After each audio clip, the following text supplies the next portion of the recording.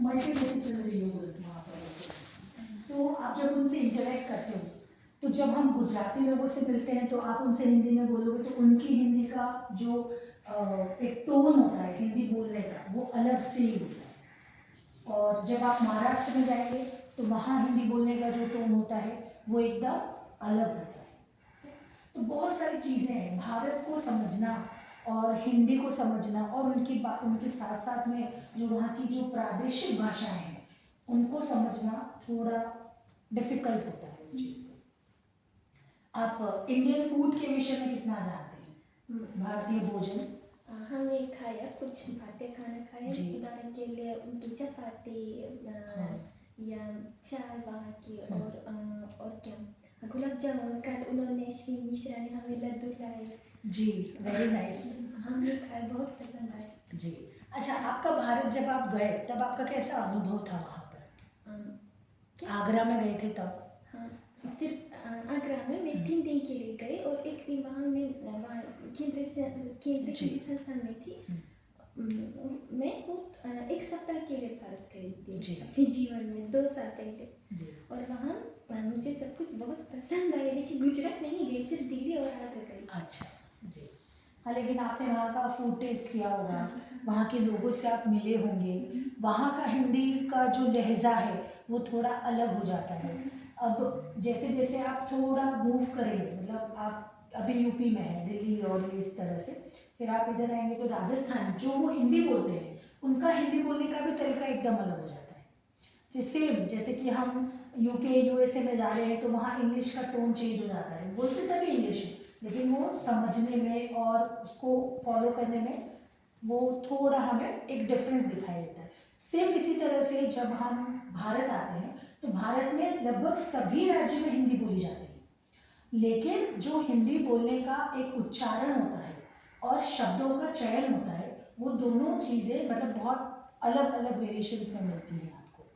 इसके अलावा आप भारत देश के विषय पर और क्या जानते हैं? उनके कपड़े, साड़ियाँ, हर एक प्रदेश में भी साड़ियाँ अलग होते हैं। मैंने ये पढ़ा, जैसे बनारसी, असम की साड़ी। बहुत ही अच्छा। और क्या जानती हूँ,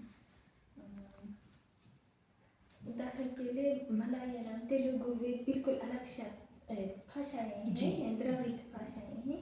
और मनीष मिश्रा ने कहा कि उनको भी गुजराती थोड़ा आती है जी, लेकिन थोड़ी पूरी तरह नहीं बोल सकते, इसलिए मैं ये कहना चाहती हूँ, आप कुछ बोल सकते हैं गुजराती में? बिल्कुल बिल्कुल। केम छो, केम छो, आप कैसे हैं?